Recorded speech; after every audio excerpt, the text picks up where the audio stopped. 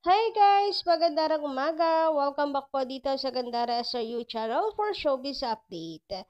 Andito na naman nga po akong muli nagbabalik ang nagmamaganda rin yung kachismosang Kim Pao upang magatid sa inyo ng latest update and fresh happenings patungkol po kay Kim Chiu and Papi Paolo Avellino. And para nga po sa umagang ito, ang ating po tatalakayin natin at pag-uusapan ay ang pagkaka-hot seat ni Kimi sa Showtime kahapon at syempre ang derechahang pag-amin ni Kimi about sa kanila ni Papi Paolo. Hoy, grabihan nga naman yon. Tuloy-tuloy po ang pakilig ng Kim Pao. This is it. Ramdam na ramdam ko na talaga siya mga kakimpaw. Talaga namang ginigisa at pigang-piga po ang pigang-piga ang mga paayuda para sa mga Kimpaw fans. So, thank you so much din syempre sa mga kuyas and ates ni Kimi sa Showtime. Anyway, diba ako na, maka-ates naman. Anyway, sa mga hindi pa po nakaka-subscribe dito sa ating channel, pakiclick lang po na subscribe button dyan sa baba at ang notification bell para maging updated ka at ma-notify tuwing may bago tayong chika at balita hinggil sa Kimpaw.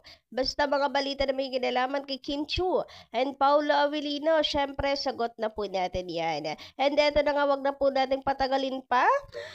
Pag-usapan nga po natin itong I am born to love you, Paula Avellino. Nitong si Kimi kahapon, grabehan. Sino dito ang tumili, kinilig at hindi nakatulog agad-agad dahil sa sobrang kilig po because of Kim Pao, because of these revelations of Kim Chiu. Pa-comment ka lang po dyan sa baba. So, eto nga po yan. Pakinggan ulit natin. I am born to love you. Paolo Avellino, kasama ko sa... Grabihan guys, hindi ko na-expect yun mag-name drop talaga si Kimi nung tanungin siya kung sino. Para kanina yung sinasabi niya. Sabi niya si Paolo Avellino. Pakinggan niyo ulit. Balikan niyo. Sabi dito, nung sinabi niya na I am born to love you, sabi, sino? Si Paolo Avellino. Yun yung sagot ni Kimi. Grabihan, derechahan na talaga yan, guys. Grabe yung aminan na revelations. Hoy, grabihan yun. Syempre, gets na gets yan ng mga fans. Meron mga palusot lang na kasama niya sa movie.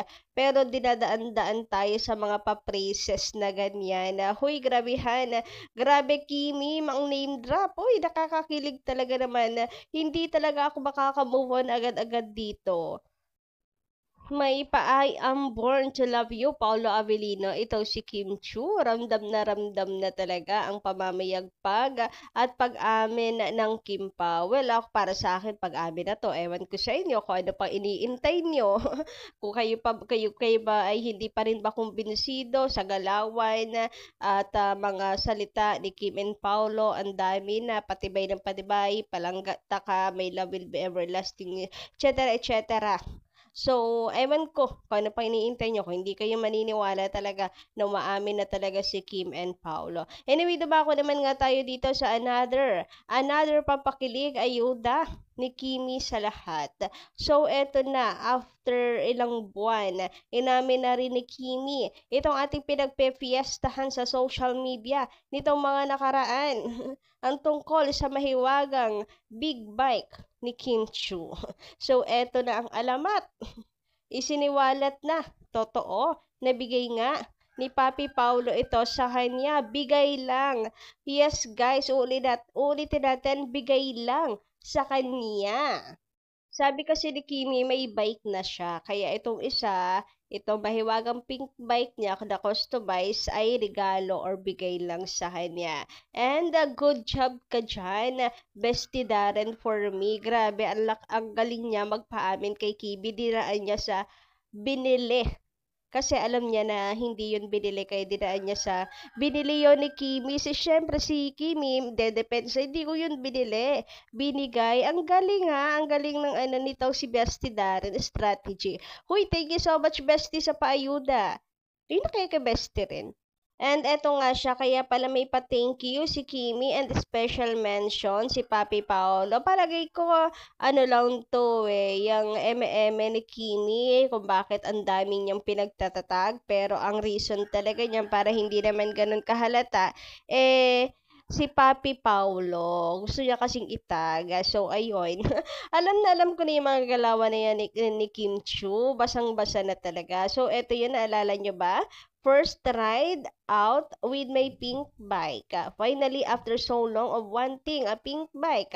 Uy, grabe. Wish granted daw, sabi ni Kimi. Kasi gustong-gusto talaga niya matagal na ang pink bike. Pero may generous na Paolo Avellino na nagbigay sa kanya. Huy, sino naman kayang hindi kikiligin yan, hindi ba?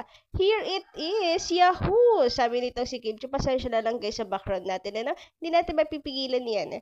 And hindi rin yan mapipigilan ang ligaya ko dito sa pa-update talaga naman mga paayuda dito si Kim Chu for the go. Sabi pa niya dito, out with the old, in with the new. Thanks, Coach Siraulo. Best of luck sa race this weekend and Coach Anton 7 Reales for the great ride out. Sige na nga, thanks also to Coach Paulo Avellino. Hoy, grabe, talagang siningit lang ni Kimi itong dalawa, pero si Paulo talaga yung gusto niyang pasalamatan dito. Till the next ride. Where to next? Hashtag Kim Adventure. So, ayun, nakakatuwa naman na sana more tagging pa ng dalawa sa mga susunod po na mga tweet and post. So, grabehan ngayon. Yung mga tagging ng may karapatan ganon. Anyway, dumako naman tayo dito sa komento ng ating mga subscribers. Sabi dito, from Malen Albana, magandang umaga. Kung ano man ginagawa ni Paulo, para lang kay Kim kasi mahal niya si Kim. Kung Maya maglalakas loob na mag-interview on the spot kay Paulo, sasagot agad yan. Ang kaso, wala. Si MJ hinamon na diretsahan na. Anong feeling na girlfriend mo na si Kim Chu? Pero sabi niya, hindi niya yon gagawin. Kasi based on his experience sa pagiging interviewer, ay the more na pinipilit, the more na sinasakal, the more na hindi daw aamin. So, mas maganda yun sa kanila daw mismo dalawa manggaling ng kusa. So, baka mas lalo pa raw hindi umamin pag gano'n. So, wala pong naglalakas ng loob na mag-interview on the spot sa kanilang dalawa. So, sana nga po, kung meron mang maglakas ng loob, ay sumagot si Paulo Avellino ng derechahan. Sabi naman dito ni Cynthia Oragacion, magandang umaga din po sa inyo, shout out. After his series of failed relationship, he finally found true love. And ako, dyan po naman ako disagree, Miss Cynthia Oragacion. For me, matagal nang nahanap ni Paulo Avellino ang kanyang true love. Kasi noon pa man, talaga naman po guys, na pinapangarap ni Paulo Avellino si Kim. Ang dami pong mga stolen shots na kitang-kita na si Paulo ay nakanakaw tingin kay Kimi. Ang dami, consistent din sa mga sagot. Talagang Kim Chu, Kim Chu, Kim Chu, Kim Chu. Walang ibang sagot si Paulo Avellino. Kim Chu, Kim Chu, Kim Chu. So matagal na niyang alam niya na si Kim Chu yung true love niya. And sadyang ngayon lamang po nagsisimula yung journey nila. Well, para lang naman sa akin, may kanya-kanya naman tayo opinion. Anyway, sabi niya dito, really? Okay, I wish Kim all the luck in the world, especially her future life with her non-playboy boyfriend who has a reputation of denying his relationships. Ano ba talaga? So, parang hindi ko alam kung compliment ba kay Paulo Avellino or hindi . Anyway, basta wish all the best and all the luck para po kay Kim Chu and Paulo Avellino sa relationship. Yun na lang. Thank you so much, Miss Cynthia Oragacion. Samantala, sabi naman dito ni Mila Carillo, sa wakas, matuloy na ang Kim Pao movie. Mapapanood na natin ang palabas ng Kim Pao. Masaya nga kami mga senior.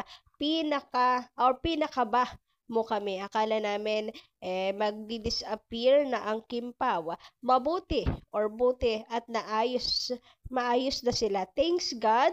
God bless you and to all. So, ayan, thank you so much din po, Madam Mila Carillo. Huwag kayo mag-alala, hindi lang po kayo ang kinabahan. Lahat tayo kinabahan.